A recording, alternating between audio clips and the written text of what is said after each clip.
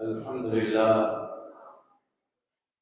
sallallahu ala nabiyyina Muhammad wa ala alihi wa ashabihi sallama tasliman katsira amma ba'd.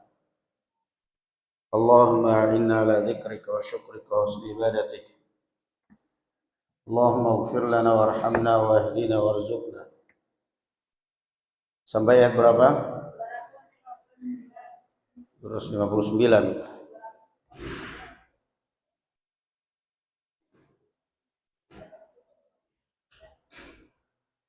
Mana pecinya kamu? Pakai pecinya. Yang nggak punya peci berdiri. Pakai pecinya, ambil pecinya. Tiap hari kalau dia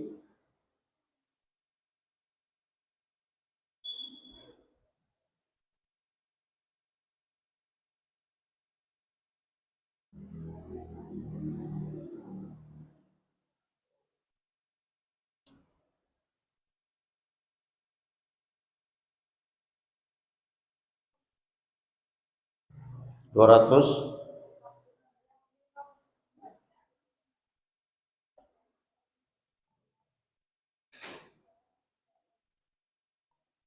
259 surat Al-Baqarah ayat 259.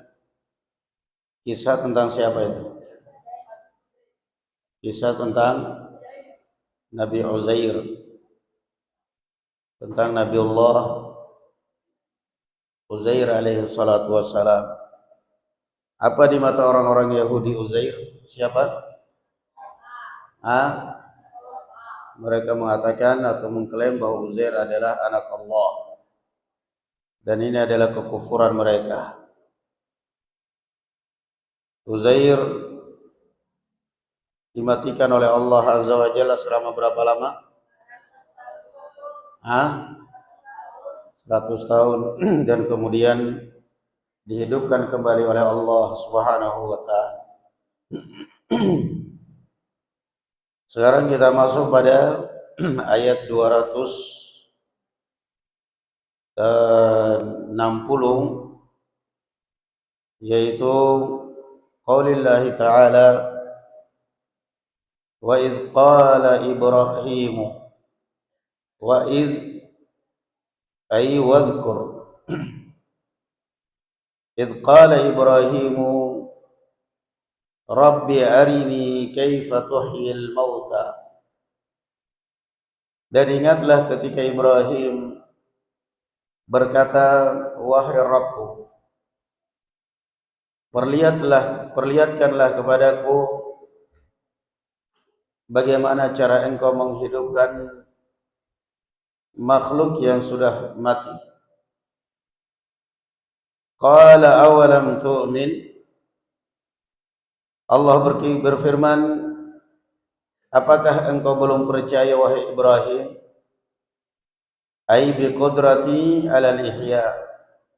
Apa engkau belum yakin, belum percaya akan kemampuanku untuk menghidupkan yang sudah mati?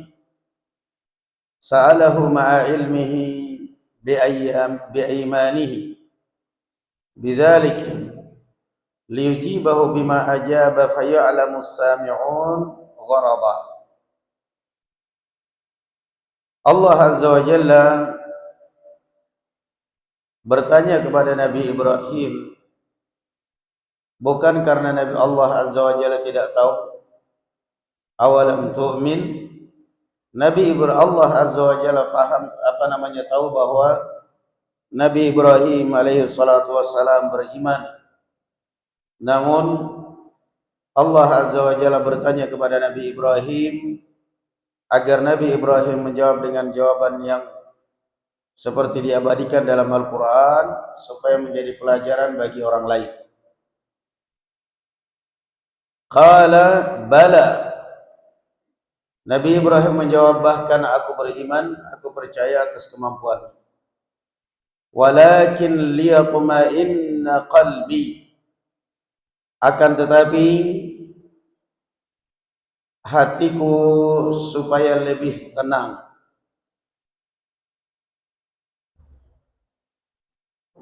ay bil muayanatil madmumati ila al-istidlal. Sehingga di sini berarti Nabi Ibrahim alaihi salatu wassalam ingin meningkat dari hakul yaqin kepada ainul yaqin. Hakul yaqin itu adalah kebenaran yang diyakini di dalam hati. Kebenaran yang diyakini di dalam hati. Ainul yaqin, kenyataan atau kebenaran yang dibuktikan dengan mata sendiri. Sehingga ketika orang sudah meyakini sesuatu, lalu dibuktikan dengan matanya, dia melihat sendiri, maka di situ dia akan lebih yakin dan lebih meningkat imannya. Maka itu yang dimaksudkan oleh Ibrahim alaihissalatu wassalam di sini. Bukan berarti Nabi Ibrahim belum percaya, tidak percaya atau ragu, melainkan Nabi Ibrahim alaihissalatu wassalam ingin meningkat dari hakul yaqin kepada ainul yaqin. Kepada ainul yaqin. Qala, tayyib. Ini tadi menunjukkan apa? Ibrahim ragu atau tidak? Ibrahim sama sekali tidak ragu akan kemampuan Allah Subhanahu wa ta'ala. Qala awalam tu'min? Qala bala walakin liyatma'inna qalbi. Nabi Ibrahim menjawab, aku beriman, akan tetapi aku ingin hatiku supaya lebih tenang, yakni dengan melihat dan menyaksikan. Qala fakhudh arba'atan min at-tayr. Allah kemudian mengatakan, fakhudh arba'atan min at-tayri fasurhunna ilaik. Ay amilhunna ilaik wa qatti'hunna wa akhlid lahmahunna wa rishahunna. Maka Allah Azza wa Jalla mengajarkan kepada Nabi Ibrahim, ambil 4 ekor burung, wahai Ibrahim. Ambil 4 ekor burung, arba'atan min at-tayr, fasurhunna ilaik. Lalu kemudian potong dan campurkan dagingnya dengan bulunya sekalian, potong-potong. Fasurhunna ilaik, fasurhunna wa qatti'hunna, amilhunna ilaik wa qatti'hunna wa akhlid lahmahunna wa rishahunna. Potong-potong. Setelah kamu potong itu burung, kamu potong-potong lagi. Biarkan bulu bercampur dengan daging. Thumma ja'al ala kulli jabalin min jibali ardik, ay min jibali ardik. Setelah itu daging dari potongan-potongan 4 ekor burung ini, kamu pencarkan dagingnya di beberapa gunung yang ada di sekelilingmu. Ala kulli jabalin minhunna juz'a, sebagian dari potongannya ini. Summa du'uhunna ay ilaik ya'tinaka sa'yan ay sari'an. Setelah kamu letakkan, kamu panggil burung-burung itu, niscaya mereka akan datang terbang berlomba kepada engkau. Qala ya'tinaka sa'ya wa'lam anna Allah azizun hakim. Dan ketahuilah bahwasanya Allah Maha Hak Perkasa dan Maha Bijaksana fi sun'ihi. Baik. Di dalam syarahnya, fa akhadha tawusan. Maka Nabi Ibrahim alaihi salatu wassalam mengambil burung tawus, wa nasran wa ghuraban wa dhikan. Beliau mengambil 4 jenis burung. 4 jenis burung, ada ayam, ada burung gagak, ada burung niswa, ada burung nisran, ada burung tawus. Beliau mengambil 4 jenis burung. Lalu kemudian wa fa'ala bihinna ma dzukira wa amsaka ruhusahunna indahu. Nabi Ibrahim kemudian memotong-motong burung-burung itu. Setelah disembelih semuanya dipotong-potong lagi, dan kepalanya ditinggal di rumah, ditinggal di tempatnya, dipegang Nabi Ibrahim. Kepalanya dipegang Nabi Ibrahim. Wada'ahunna fatatayarat al-ajza'u ila ba'dihha hatta takamalat thumma aqbalat ila ruhusiha. Allahu Akbar.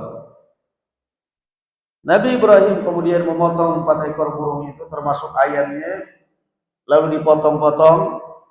Setelah dipotong-potong kemudian kepalanya dipegang oleh Nabi Ibrahim dan potongan-potongan dagingnya ditebar di beberapa gunung.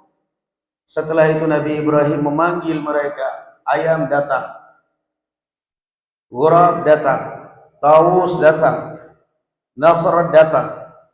Semuanya datang dalam keadaan barakallahu fikum tanpa kepala. Ya, daging-daging yang sudah dipotong dicincang kemudian menyambung satu sama yang lainnya, terbang tanpa kepala, kemudian merapat di kepalanya masing-masing. Dan Allah Azza wa Jalla mengatakan wa'alam annallaha azizun hakim. Dan ketahuilah bahwa Allah Azza wa Jalla maha perkasa lagi maha bijaksana. Nah, Tayyib, berapa ekor burung teorinya Nabi Ibrahim? 4 ekor burung. Nah, menghidupkan yang sudah di Nabi Ibrahim alaihi salatu wassalam. Tayyib, tadi ini Nabi Ibrahim menunjukkan apa? Menunjukkan keraguan. Nabi Ibrahim menunjukkan keraguan atau apa tadi? Menunjukkan ragu atau apa tadi?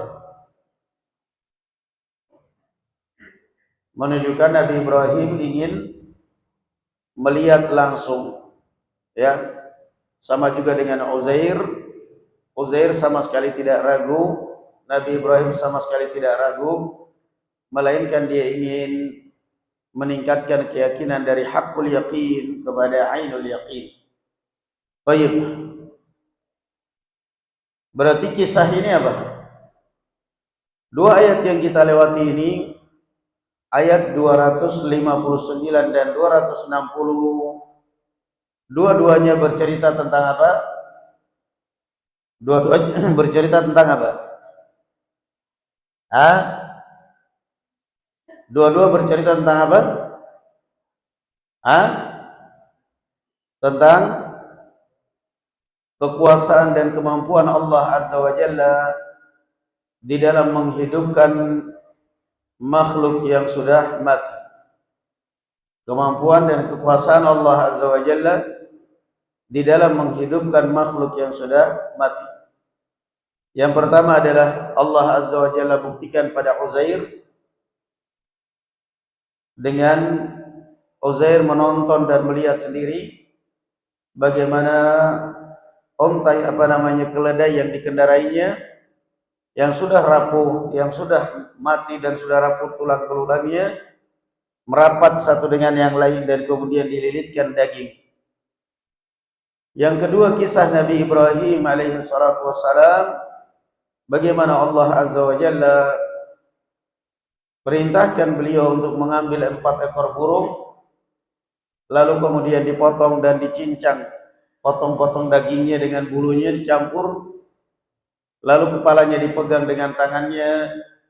Setelah itu kemudian diletakkan di beberapa gunung dan dipanggil Nabi Ibrahim, burung-burung pun datang merapat kepada kepalanya masing-masing. Baik, jadi 2 ayat ini barakallahu fikum adalah kisah tentang Nabi Ibrahim dan Nabi Uzair alaihi salatu wassalam menonton dan melihat dengan mata kepala sendiri bagaimana Allah Azza wa Jalla menghidupkan makhluk yang sudah mati. Kemudian ayat yang berikutnya, Mathalul ladzina yunfiquna amwalahum fi sabilillah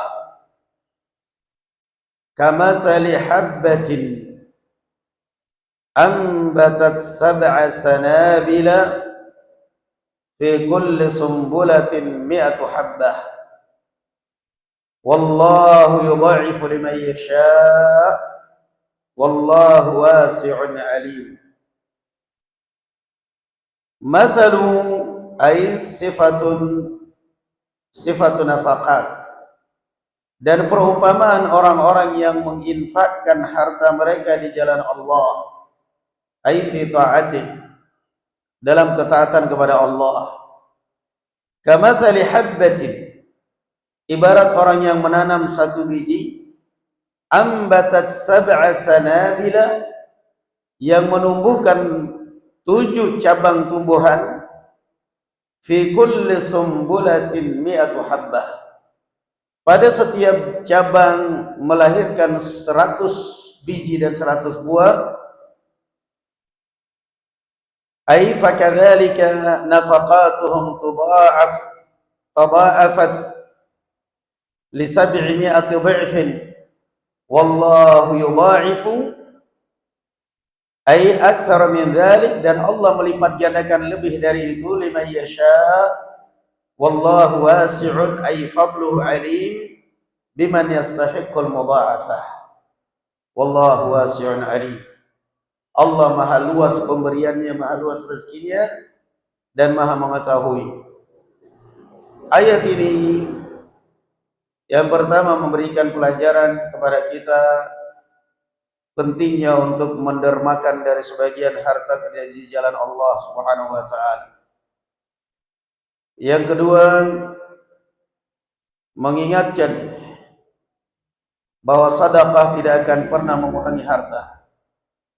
Ma naqasat sadaqatun min mal wa ma zadallahu bi'afin illa izzah. Hartamu yang kamu keluarkan, yang kamu nafkah, yang kamu infakkan tidak akan pernah berkurang. Nah, siapa orang yang paling bakhil di dunia ini? Siapa orang-orang yang paling bakhil di dunia ini? Bukannya orang-orang di depan saya ini.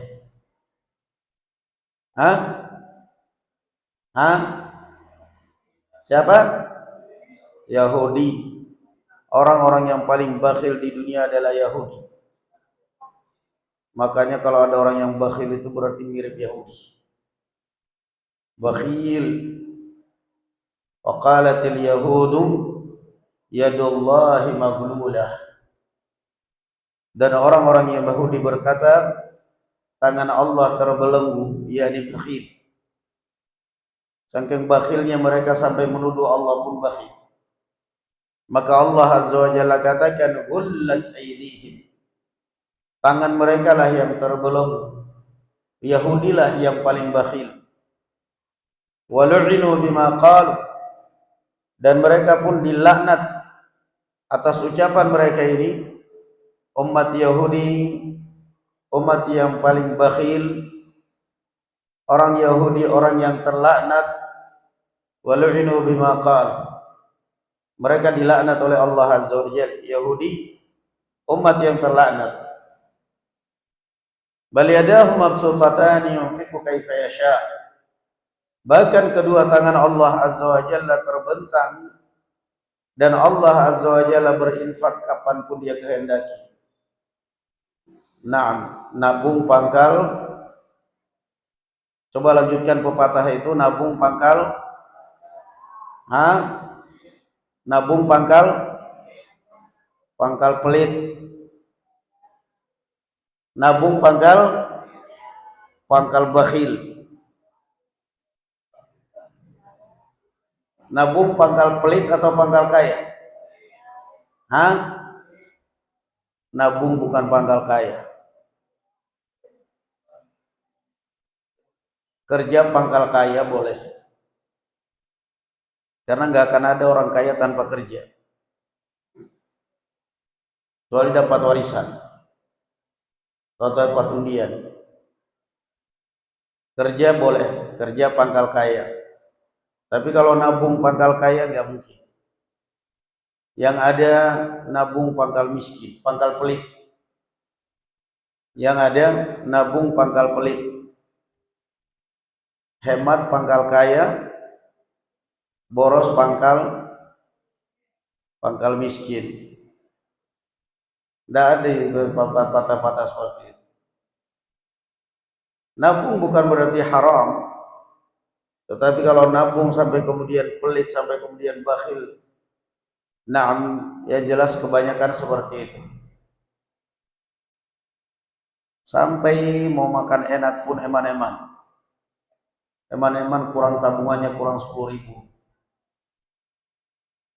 Tanggung biar 100.000 dulu, biar 100 juta dulu tabungannya. Saya ingin makan enak kalau tabunganku 100 juta. Ternyata begitu tabungannya 100 juta, kecelakaan masuk rumah sakit, habis duit 100 juta. 100 juta tabungan 10 tahun habis dalam 1 hari di rumah sakit. Ya dan billah. Maka orang yang berdermawan, yang dermawan dengan hartanya, orang yang dermawan, yang suka berinfak walaupun ala kadarnya dengan apa yang dia miliki. Kata Rasulullah sallallahu alaihi wasallam, afdhalus sadaqati ma kana ala dhahri ghinan. Amalan yang paling utama ketika Rasul ditanya di antaranya adalah wa anta saddaq wa anta sahihun syahihun takhshal faqr wa ta'mulul ghina. Bahwa sedekah yang paling afdal adalah engkau bersedekah ketika kamu sedang sehat, sedang pelit bakhil, dan Anda selalu berhayal ingin kaya. Anda dalam keadaan sehat, pelit, berhayal ingin kaya, tapi sempat sedekah. Itulah amalan atau sedekah yang paling afdal. Orang yang pelit biasanya, yang perhitungan pelit luar biasa, biasanya ada aja musibahnya. Anaknya bolak-balik rumah sakit, keluar dari rumah sakit anaknya,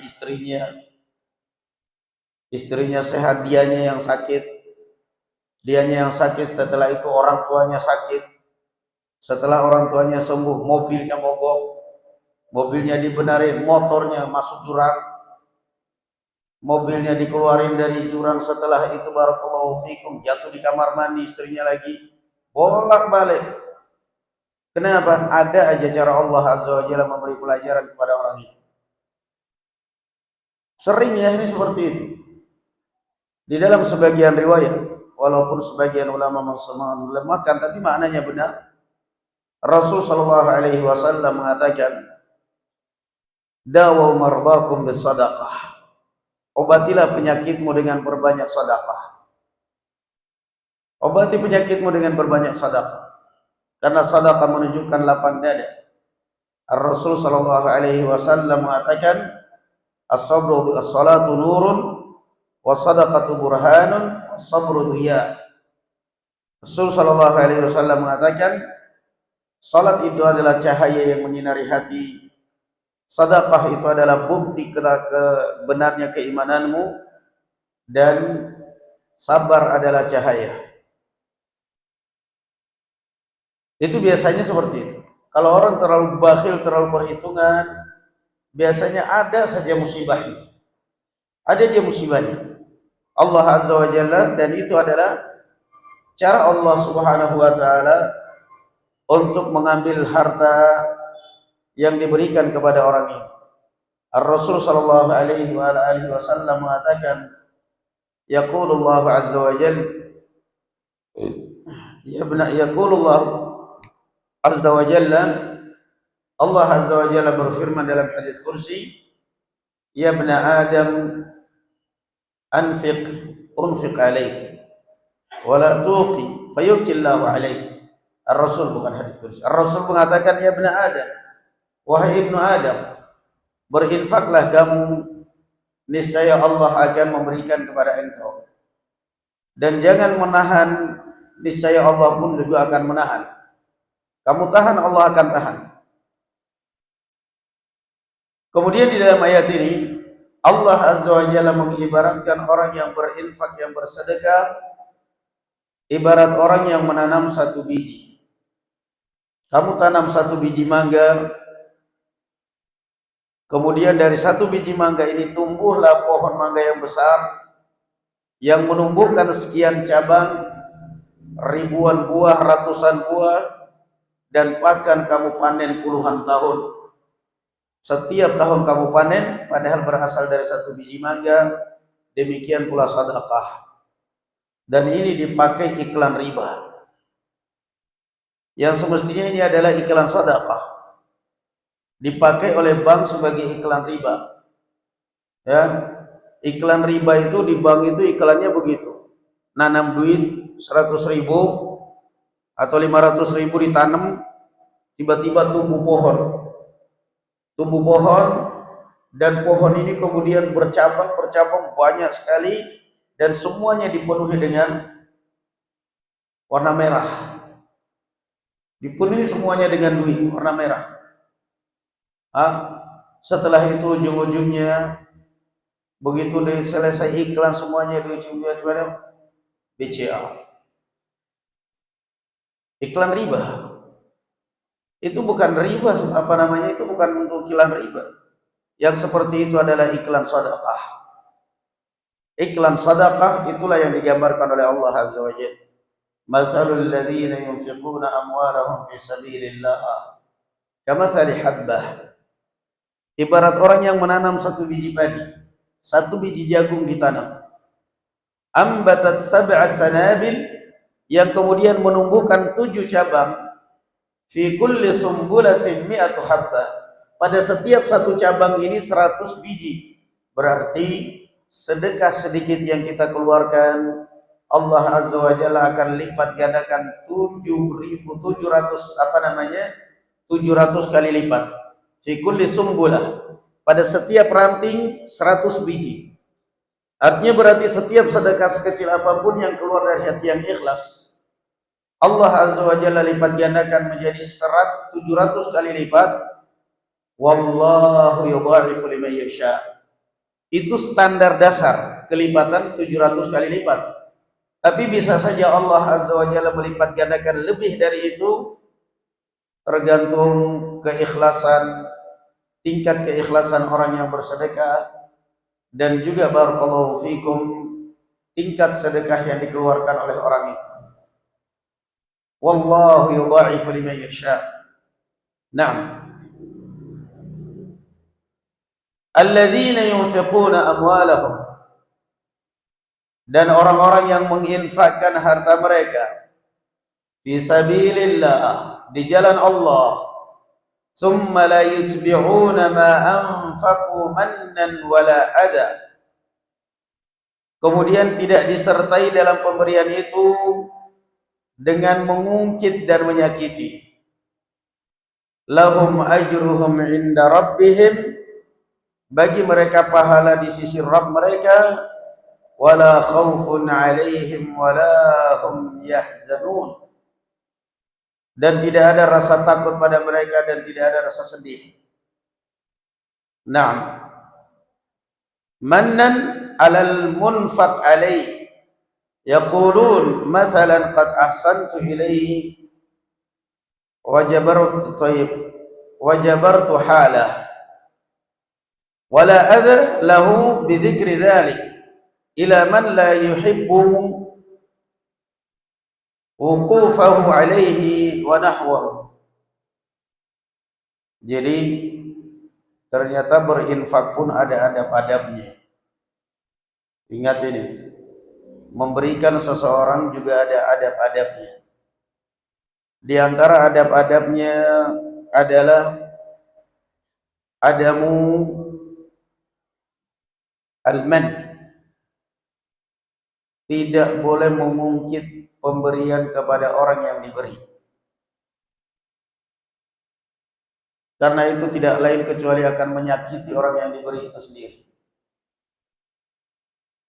Ini orang nggak tahu diri, sudah saya kasih banyak, tiap bulan saya kasih duit, saya kasih, nggak tahu diri, itu nggak boleh.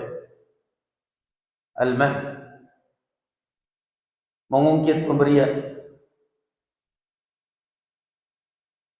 Ini orang waktu walimahan anaknya saya amplopin 500, giliran anak saya walimahan datang cuma ngamplopin 200, asem, besok lagi anakmu walimahan saya amplopin 50.000 loh. Itu namanya orang gak ikhlas. Dia memberi tapi gak ikhlas. Akhirnya menjadi beban kalau orang di negeri kita ini kalau ada orang undangan walimah. Bahkan ada yang canggih lagi, amplop nggak ditulisin namanya, dicegat tamunya di pintu masuk. Dicegat tamunya di pintu masuk, siapa yang ngamplopin 2.000, yang ngamplopin 5.000, nanti amplopnya disusun diisolasi. Dihitung nomor 1 berdasarkan daftar tamu hadir. Nomor 1, 2, nanti diisolasi. Amplopnya diisolasi. Supaya bisa dilihat mana yang amplopin 5.000, mana yang amplopin innalillahi wa inna ilaihi rajiun. Acara yang sakral, yang semestinya adalah membawa kebahagiaan, membawa kenikmatan, malam bahagia, menjadi malam yang malapetaka karena semua motifnya adalah dunia, duit. Sehingga dibuka amplopnya, namanya ada orang kaya, haji, kaya raya, ngamplopin cuma 500, habis disumpahin. Dan ini barakallahu fikum perbuatan yang enggak boleh. Allah Azza wa Jalla mengatakan dalam Al-Qur'anul Karim, alladzina yunfiquna amwalahum fi sabilillah thumma la yatbi'una ma anfaqu mannan. Jangan pernah mengungkit. Nah, waktu ada tetangga walimah, saudara walimah, kita ngamplopin sampai 1 juta. Ternyata begitu anak kita walimahan, dia gak ngamplopin bahkan sama sekali. Jangankan ngamplop 100.000, gak ngamplopin sama sekali. Sudah gak usah. Alhamdulillah. Rezeki bukan dari manusia, rezeki dari Allah Subhanahu wa taala. Rezeki dari Allah Subhanahu wa taala. Jadi akhirnya menjadi tekanan orang kalau sudah mau kondangan. Nah, sampai di suatu tempat kita seperti itu. Pas jadwal di situ di luar daerah. Ustaz, ini kita ada kondangan. Boleh kita jalan. 3 mau 1 mobil bertiga. Begitu di mobil sopir nanya, antum ada amplop? Tanya yang ke ikhwan sebelahnya, antum ada amplop? Saya bawa duit, lupa ini bawa amplop. Aduh, saya nggak punya amplop. Yang satu punya duit nggak punya amplop, yang satu nggak punya amplop, yang satu nggak punya duit nggak punya amplop. Udah ntar kita makan paling belakangan aja, langsung temui aja tuan rumah. Alhamdulillah datang, kotaknya sudah diangkat sama panitia, aman, tinggal makan. Jadi kadang-kadang yang seperti ini akhirnya menyakitkan. Akhirnya yang tadinya mestinya undangan menyenangkan, ya yang semestinya Rasul mengatakan idza da'aka fa'ajibhu, kalau kamu diundang kamu penuhi undangannya. Akhirnya bukan lagi hal yang melegakan pikiran, bukan lagi hal yang menyenangkan.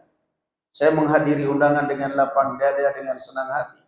Enggak, berpikir saya makan di sana cuma nasi 1 porsi, saya harus bayar 100.000, saya harus bayar 50.000. Akhirnya berpikirnya duit semuanya.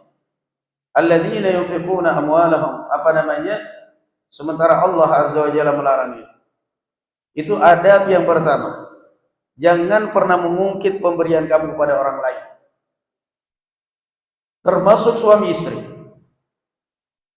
Kalau suami istri sudah sering mengungkit-ungkit kebaikan, kalau bukan karena saya, kalau bukan karena orang tua saya, kalau bukan karena saya, kalau bukan karena saudara saya, mana mungkin dia bisa seperti itu. Haram. Itu adalah suatu hal yang menyakitkan. Nah, termasuk orang tua ke anak, anak ke orang tua. Biarkan guru ke murid juga seperti itu. Kalau bukan saya ngajari, dari mana dia bisa bahasa Arab? Dia orang bodoh, orang jahil, masuk nol, saya ajarin sampai dia pintar. Saya ajarin bahasa Arab, saya ajarin saya sekarang seperti itu. Nah, tidak boleh. Itu semua adalah menyakitkan dan sama saja membatalkan pahalanya. Itu adab yang pertama. Di dalam hadis yang sahih, Rasul sallallahu alaihi wasallam mengatakan, "Salasun la yadkhuluna al-jannah atau la yadkhuluna al-jannah wa la yajiduna rihaha. Salasun la yukallimuhum Allah yawmal qiyamati wa la yanzuru ilaihim yawmal qiyamati wa la yuzakkihim wa lahum adzabun alim." Tiga golongan manusia yang tidak akan diajak bicara oleh Allah Azza wa Jalla di hari kiamat, tidak akan dipandang oleh Allah Azza wa Jalla, dan bagi mereka azab yang pedih. Qila man hum ya Rasulullah, khabu wa khasiru. Sahabat bertanya, siapa mereka itu ya Rasulullah? Kok sangat merugi sekali mereka ini. Tidak diajak bicara oleh Allah, tidak dipandang, bagi mereka azab yang pedih. Siapa itu ya Rasulullah?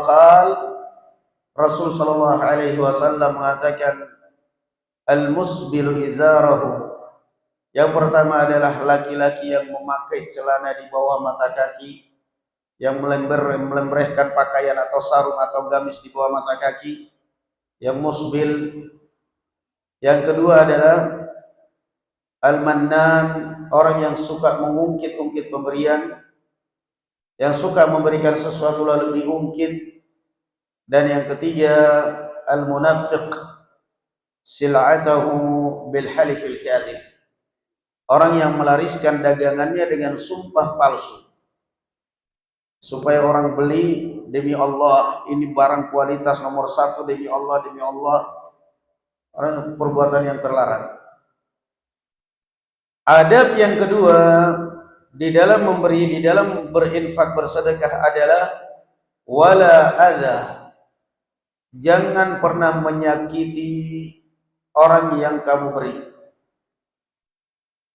Contohnya apa? Dengan menceritakannya kepada orang lain. Kamu lihat Ustadz pakai motor apa sekarang? PCX. Itu kamu kira Ustadz beli sendiri? Ya mungkin Ustadz kan banyak duit. Salah, itu saya yang kasih. Kasihan aja. Itu setan, itu orang seperti itu. Habis ngajak orang makan sate, setelah itu dia cerita keluar.